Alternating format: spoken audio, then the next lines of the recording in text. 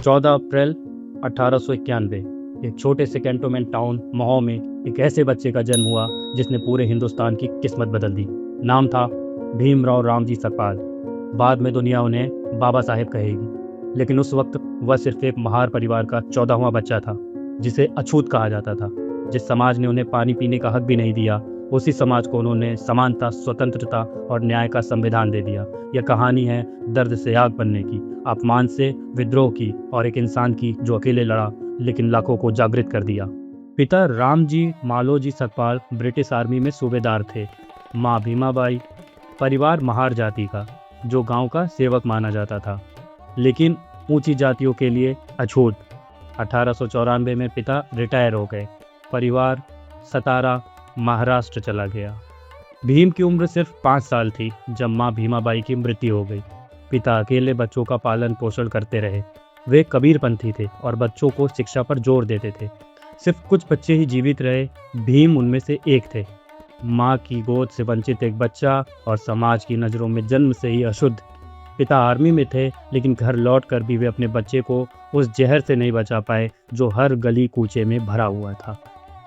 British काल में भी कास्ट सिस्टम इतना गहरा था कि आर्मी स्कूल में भी महार बच्चों को अलग रखा जाता था, जो हजारों सालों से दलितों को इंसानियत से वंचित रखता था। स्कूल में रोज अपमान शुरू हुआ। क्लासरूम में अंदर बैठने नहीं दिया जाता था। बाहर या कोने में एक बोरा बिछाकर अलग बैठना पड़ता था। टीचर नोटबुक तक नहीं छूते थे। स्कूल का सफाई कर्मचारी भी उस बोरी को नहीं छूता था जिस पर वो बैठते थे। रोज शाम को बोरी घर लेकर जाना पड़ता और सुबह फिर वो स्कूल लेकर आना पड़ता था। पानी पीने का अपमान सबसे क्रूर था। ऊंची जाति के बच्चे टीचर से परमिशन लेकर नल खोलकर पानी पी लेते थे, लेकिन भीम नल नहीं छू सकता था। स्कूल का चपरासी ही टैप खोलकर पानी डालता। अगर पियून उपलब्ध न हो तो नो पियून नो वाटर, और पूरे दिन भूखा प्यासा रहना पड़ता था। 1901 में उम्र 9-10 साल की थी। पिता से मिलने सतारा से कोरेगांव की यात्रा की। भाई बहनों के साथ पहली बार ट्रेन देखी उन्होंने। रास्ते में भूखे प्यासे थे। गांव में कोई खाना या पानी नहीं देता क्योंकि वो महार थे। यात्रा बहुत बुरा अनुभव बन गई। हालांकि एक दयालु व्यक्ति ने उनकी मदद की, लेकिन ये घटना कभी उनके दिमाग से नहीं निकल सकी। पड़ोस में खेलने नहीं बुलाया जाता था। शादी समारोह में दूरी रखी जाती थी। उन्होंने 1907 में मैट्रिक पास किया। महार समुदाय ने जश्न मनाया, लेकिन भीम जान चुका था कि यह अपमान सिर्फ व्यक्तिगत नहीं, पूरे समुदाय का दर्द है और शिक्षा ही मुक्ति का हथियार बनेगी। 1908 में एल्फिस्टोन कॉलेज मुंबई में उन्होंने ग्रेजुएशन के लिए एडमिशन लिया। महार जाति के वे पहले छात्र थे। एक टीचर महादेव ने उनका सरनेम अम्बावेडकर से अम्बेडकर कर दिया। टीचर कृष्णा जी केशव केलुस्कर, जिन्होंने बुद्ध की जीवन की किताब दी, बड़ौदा महाराजा सयाजी राव गायकवाड़ के संपर्क में थे। उन्होंने भीमराव को महाराजा के पास भेजा। महाराजा ने मासिक 25 रुपए की स्कॉलरशिप मंजूर की। उस समय ये बहुत बड़ी राशि थी बीए की पढ़ाई के लिए। पिता की मृत्यु के बाद आर्थिक तंगी आ गई। 1912 में बीए इकोनॉमिक्स और पॉलिटिकल साइंस से पास किया। बड़ौदा के महाराजा सयाजी राव गायकवाड़ एक ऐसे शासक थे जो अपने समय से बहुत आगे थे। उन्होंने राज्य में मुफ्त और अनिवार्य प्राथमिक शिक्षा शुरू की। वे भारत के पहले शासक थे जिन्होंने ऐसा किया। लड़कियों की शिक्षा को बढ़ावा दिया, विधवा पुनर्विवाह समर्थन किया, अछूतों के लिए मंदिर प्रवेश और सामुदायिक भोजन जैसी पहल की। उन्होंने बैंक ऑफ बड़ौदा की नींव रखी, संगीत और कला संस्थान स्थापित किए, लेकिन उनकी सबसे बड़ी देन थी प्रतिभा को जाति से ऊपर देखना। महाराजा ने बड़ौदा को भारत के सबसे प्रगतिशील राज्यों में से एक बनाया। वे विदेशी यात्राओं से प्रभावित थे और मेरिट बेस्ड स्कॉलरशिप देते थे। एक गरीब महार परिवार का लड़का जिसे स्कूल में बोरी पर बैठना पड़ता था, और बड़ौदा का महाराजा जो कहता था प्रतिभा जाति नहीं देखती। यह मुलाकात बाबा साहेब की जीवन की दशा बदलने वाली थी। 1912 से 13 के बीच बीए पास करने के बाद भीमराव ने हायर स्टडीज़ अब्रॉड के लिए अप्लाई किया। महाराजा ने बड़ौदा स्टेट स्कॉलरशिप मंजूर की। 11.50 पाउंड प्रति माह, मतलब लगभग 20,434 रुपये, लगभग 3 साल के लिए। और शर्त रखी कि पढ़ाई पूरी करके 10 साल बड़ौदा राज्य की ही सेवा करनी होगी उन्हें। 4 जून 1913 को भीमराव ने एग्रीमेंट पर साइन कर दिया। महाराजा ने सिर्फ पैसा नहीं दिया, उन्होंने एक दलित युवक को दुनिया देखने का मौका दिया। महाराजा की स्कॉलरशिप पर 22 साल का भीमराव कोलंबिया यूनिवर्सिटी न्यूयॉर्क पहुंचा। वहां पर उन्होंने एमए किया। PhD thesis the evolution of provincial finance in British India, professor John Dewey से प्रभावित होकर वे आमतौर पर 18 घंटे कैंपस में बिताते, रोज सुबह 8:30 से रात 11:30 तक। वो केवल एक टाइम की ही मील खाते थे, पैसे बचाकर फैमिली को भेजते और किताबें खरीदते। मैनहट्टन की सेकेंड हैंड बुक शॉप्स और साइड वॉक्स स्टॉल्स से 2000 से ज़्यादा किताबें इकट्ठा की। 1916 में caste in India their mechanism genesis and development paper पढ़ा। विदेश में उन्हें पहली बार इंसान माना गया। पहली बार लाइब्रेरी में बिना किसी रोक टोक किताबें पढ़ी। कोई पूछता नहीं था तुम कौन हो। होटल, बार, रेस्टोरेंट, सब जगह सम्मान। उन्होंने लिखा कि 5 साल विदेश में रहकर छुआछूत होने का भेदभाव ही मिट गया था। फिर लंदन स्कूल ऑफ इकोनॉमिक्स और ग्रेन्स में barrister at law plus DSc के लिए काम किया, लेकिन वर्ल्ड वॉर 1 और स्कॉलरशिप शर्त के कारण 1917 में वापस बुला लिए गए। खुद मर्सिलीज से एसएस कैसरे हिंद पर इंडिया आए और अपना सामान अलग शिप पर भेजा जो जर्मन सबमरीन द्वारा उड़ा दी गई थी, और उनके सारे नोट्स और बुक्स समुद्र में खो गए। विदेश से लौटते हुए उन्होंने ज्ञान का खजाना तो खो दिया, लेकिन अंदर एक नई आग लेकर आए थे। जुलाई 1917 में वे बड़ौदा पहुंचे। मिलिट्री सेक्रेटरी की नियुक्ति हुई। सैलरी लगभग 1500 सालाना। महाराजा उन्हें फाइनेंस मिनिस्टर बनाने की सोच रहे थे, लेकिन स्टेशन से उतरते ही सवाल वेयर टू गो, 5 साल विदेश में रहकर छुआछूत की बीमारी को वो भूल गए थे। हिंदू विशेष होटल को वो कमरा लेने गए, वहाँ उनको लेने नहीं दिया गया। पता था वे नहीं लेंगे। झूठ बोलकर रूम लेने का ख्याल आया, लेकिन डर था अगर पकड़े गए तो परिणाम और भी गंभीर हो सकते हैं। बगल में ही कैंप एरिया में पार्थियन होटल में कमरा मिला, 1.5 रुपये रोज। सोचा पारसी धर्म छुआछूत नहीं मानते हैं। दिल खुश हुआ कि कहीं रूम तो मिल गया। किराए का घोड़ा गाड़ी से अपना सामान लेकर गए। पहले फ्लोर पर उनको एक छोटा सा रूम मिला जिसमें बेडरूम प्लस बाथरूम था, लेकिन किसी कबाड़ खाने से कम नहीं था वो कमरा। न बिजली थी, चमगादड़ अलग से थे, सिर्फ एक लालटेन। लेकिन उन्होंने कहा some shelters was better than no shelter. वो वहाँ 11 दिन अकेले रहे, बुक्स पढ़कर आइसोलेशन। 11वें दिन उनकी महार आइडेंटिटी पता चल गई। कई पासी डंडा लेकर आए और शाम तक निकल जाने को कहा, और न जाने पर मारने की धमकी भी दी। उन्होंने वो रूम छोड़ दिया और अपने एक हिंदू दोस्त से मदद मांगी। उनका दोस्त एक हिंदू जो उनका परिचित था, उसने ऊंची जात के नौकरों का बहाना बताकर रोकने से मना कर दिया, और एक क्रिश्चियन दोस्त की ऑर्थोडॉक्स वाइफ ने भी मना कर दिया उनको रोकने से। घंटों कमाठी बाग गार्डन में बैठे रहे और तय किया कि अब सरकारी नौकरी नहीं बल्कि अपनी ताकत से लड़ाई करेंगे। रात 9 बजे बॉम्बे ट्रेन पकड़ी और बड़ौदा चले गए। एक बैरिस्टर जो कोलंबिया और एलएसी का स्कॉलर था, महाराजा का मिलिट्री सेक्रेटरी, लेकिन ऑफिस में वह फिर वही अछूत बन गया जिसे स्कूल में बोरी पर बिठाया जाता था। शिक्षा ने उसका दिमाग बदल दिया था, लेकिन समाज का जहर नहीं बदला। बड़ौदा का कार्यकाल में भी भेदभाव होता था। चपरासी फाइल्स मेज पर रखने से मना कर देते थे, दूर से फेंक देते थे ताकि छूना ना पड़े। क्लर्क्स डिक्टेशन नहीं लेते थे, डॉक्यूमेंट्स प्रोसेस नहीं करते थे, उनके करीब होने से बचते थे।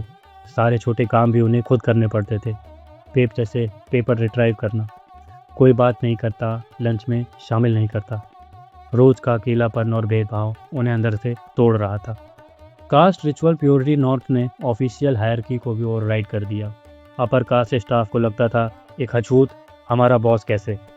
साइकोलॉजिकल टॉल इतना कि महाराजा का पर्सनल सपोर्ट भी काम नहीं आया। लगभग 2 हफ्ते बाद अगस्त 1917 में उन्होंने रेजिग्नेशन दे दिया। जो विदेश में इंसान बना और भारत लौटकर वो फिर अछूत हो गया, लेकिन इस अपमान ने आग और भड़का दी। वे बड़ौदा से बॉम्बे आ गए और बड़ौदा के इन अपमानों ने उन्हें तोड़ा नहीं। बॉम्बे में उन्हें कोई अच्छा आवास नहीं मिल रहा था, आर्थिक तंगी थी। आखिरकार उन्होंने एक मस्जिद के पास एक स्कूल चपरासी के छोटे से कमरे में किराएदार बनकर रहना शुरू किया। चपरासी का परिवार गरीब था, कमरा बहुत छोटा था, मुश्किल से 1-2 आदमी सो सकते थे। लेकिन बाबा साहेब के लिए वह पर्याप्त था। वे रोज़ 3 किताबें लाइब्रेरी या बुक शॉप से ले आते, रात भर जग कर पढ़ते, जैसे इकोनॉमिक्स, लॉ, हिस्ट्री, सोशियोलॉजी की किताबें। लालटेन की रोशनी में घंटों किताबों में डूबे रहते। चपरासी का परिवार कभी कभी कहता, साहब सो जाइए, रात बहुत हो गई है, लेकिन वे मुस्कुराकर कहते, अभी पढ़ना बाकी है। रात भर पढ़ाई के बाद वे सुबह जल्दी उठते, चेहरा थका होता लेकिन आंखों में नई ऊर्जा रहती थी। वे कहते थे कि शिक्षा ही असली हथियार है। इस छोटे से कमरे में रहते हुए उन्होंने सेडम कॉलेज में प्रोफेसर के रूप में काम शुरू किया। 1920 में मूक नायक अखबार शुरू किया, बाद में बहिष्कृत भारत और जनता अखबार भी स्टार्ट किया। उनके पर्सनल सेक्रेटरी नायक चंद रत्तू के अनुसार एक बार 6 दिन में उन्होंने 8,000 पेजेस पढ़ा। और राजगृह बॉम्बे घर खासतौर पर लाइब्रेरी के लिए ही बनवाया गया, और मृत्यु के समय उन्होंने लगभग 50,000 से ज़्यादा किताबें पढ़ी। सिद्धार्थ कॉलेज मुंबई और मिलिंद कॉलेज औरंगाबाद को भी बड़ी संख्या में उन्होंने किताबें डोनेट की। 1924 में उन्होंने बहिष्कृत हितकर्णी सभा स्थापित की, दलितों की शिक्षा, संस्कृति और आर्थिक सुधार के लिए। 1927 महान सत्याग्रह, जहां 14 टैंक के पानी पीने के अधिकार के लिए सत्याग्रह किया। 1000 दलितों के साथ उन्होंने वहां पानी पिया। बाद में ऊंची जातियों ने टैंक शुद्ध करने के लिए दूध, घी और गोमूत्र डाला वहां पर। 25 दिसंबर 1927 को मनुस्मृति दहन किया, क्योंकि वह जाति व्यवस्था को जस्टिफाई करती थी, ऐसा बाबा साहेब का मानना था। आज 25 दिसंबर को मनुस्मृति दहन दिवस मनाया जाता है। 1930 में नासिक का कालाराम मंदिर सत्याग्रह किया। 1935 में योला कॉन्फ्रेंस में उन्होंने ऐलान किया कि मैं हिंदू पैदा हुआ था, लेकिन हिंदू के रूप में मरूंगा नहीं। और इसी साल उनकी पत्नी रामाबाई की मृत्यु ने उन्हें और दृढ़ कर दिया था। उन्होंने साबित किया कि सत्याग्रह सिर्फ गांधी का नहीं, दलितों का भी हथियार हो सकता है। 1932 में राउंड टेबल कॉन्फ्रेंस में महाराजा भी थे। उन्होंने बाबा साहेब के जोरदार भाषण को सुना और प्रभावित हुए। लंदन में हाइड पार्क होटल में रॉयल डिनर अरेंज किया गया, वहाँ पर बाबा साहेब भी थे। महाराजा ने कभी जाति की दीवार नहीं देखी। उन्होंने बाबा साहब को कहा, तुम्हारी शिक्षा ने मुझे पूरा लौटा दिया है देहात समेत। यह समर्थन सिर्फ व्यक्तिगत नहीं था, यह दलित उत्थान की व्यापक दृष्टि का हिस्सा था। 1932 कम्युनल अवार्ड, अलग इलेक्टोरेट की मांग। गांधी जी ने यरवदा जेल में फास्ट रखा था। पूना पैक्ट हुआ वहाँ पर 24 सितंबर 1932 में अंबेडकर जी के साथ। आरक्षित सीटें बढ़ा दी गई, लेकिन जॉइंट इलेक्टोरेट के साथ। 1936 इंडिपेंडेंट लेबर पार्टी की स्थापना की और एनिहिलेशन ऑफ कास्ट पर किताब लिखी। 1942 में वॉइस रॉयस एग्जीक्यूटिव काउंसिल में लेबर मिनिस्टर रहे। 1947 स्वतंत्र भारत के पहले लॉ मिनिस्टर थे। संविधान सभा का ड्राफ्टिंग कमेटी चेयरमैन भी थे। 26 नवंबर 1949 को संविधान पेश करते हुए उन्होंने कहा, हमने राजनीतिक समानता हासिल कर ली है, अब सामाजिक आर्थिक समानता हासिल करनी होगी। आर्टिकल 17 जैसे untouchability abolished, reservation, fundamental rights, directive principles सब अंबेडकर की ही देन है। उन्होंने 60 से ज़्यादा कॉन्स्टिट्यूशंस पढ़े। 1950 में बाबा साहेब ने महाराजा के पोते को पत्र लिखा और बोला, he was my patron and architect of my fortune, it was he who gave me the higher education. 1951 में हिंदू कोड बिल पर कैबिनेट से इस्तीफा दे दिया।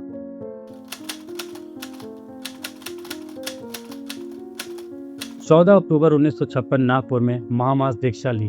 5 लाख से ज़्यादा दलितों के साथ बौद्ध धर्म अपनाया। 22 शपथें ली। द बुद्धा एंड हिज धर्म किताब पूरी की। उन्होंने कहा, बौद्ध धर्म ही एकमात्र ऐसा धर्म है जो समानता, करुणा और बुद्धि पर आधारित है। 6 दिसंबर 1956 65 साल की उम्र में दिल्ली में डायबिटीज से नींद में ही महापरिनिर्वाण हो गया। दादर चौपाटी पर बौद्ध रीति से अंतिम संस्कार हुआ, जिसमें लाखों लोग शामिल थे। 1990 में उन्हें मरणोपरांत भारत रत्न दिया गया। बाबा साहब ने सिखाया कि जीवन में चाहे कितनी भी परेशानी या बाधाएं क्यों ना आए, हमें डटे रहना चाहिए। और शिक्षा वो शेरनी का दूध है जो जितना पिएगा वो उतना दहाड़ेगा। उनका सपना आज भी अधूरा है, लेकिन उनकी रोशनी हर अंधेरे को चीर रही है। जिस बच्चे को नो पियोन नो वाटर कहा गया, उसने उसी पूरे राष्ट्र को समानता का वीज़ा दिया। बाबा साहब 40 गांव महाराष्ट्र में घोड़ा गाड़ी से यात्रा कर रहे थे। अपर कास्ट टोंगा वाले ने उन्हें टांगा में बैठने दिया, लेकिन बीच रास्ते में दूसरे अपर कास्ट लोगों ने आपत्ति जताई। टोंगा वाले ने तेज भगाना शुरू कर दिया। गाड़ी हिली और बाबा साहब गिर गए। जानलेवा एक्सीडेंट था, वे घायल हो गए, लेकिन अपमान सहने से इनकार कर दिया। एक वकील, एक बैरिस्टर, लेकिन एक टोंगा वाले की नज़र में वे सिर्फ अछूत थे। गर्व ने उन्हें टोंगा से गिरने दिया, लेकिन अपमान को झुकने नहीं दिया। दर्द शारीरिक था, लेकिन अपमान उससे कहीं गहरा था। यह सेक्शन प्राइड वर्सेस सर्वाइवल दिखाता है। अनटचेबिलिटी सिर्फ गरीबों पर नहीं, एजुकेटेड एलाइट पर भी हावी थी। जो टांगा वाला, जिसका खुद लोअर स्टेटस था, वो भी सुपीरियरिटी फील करता था जात के बेसिस पर।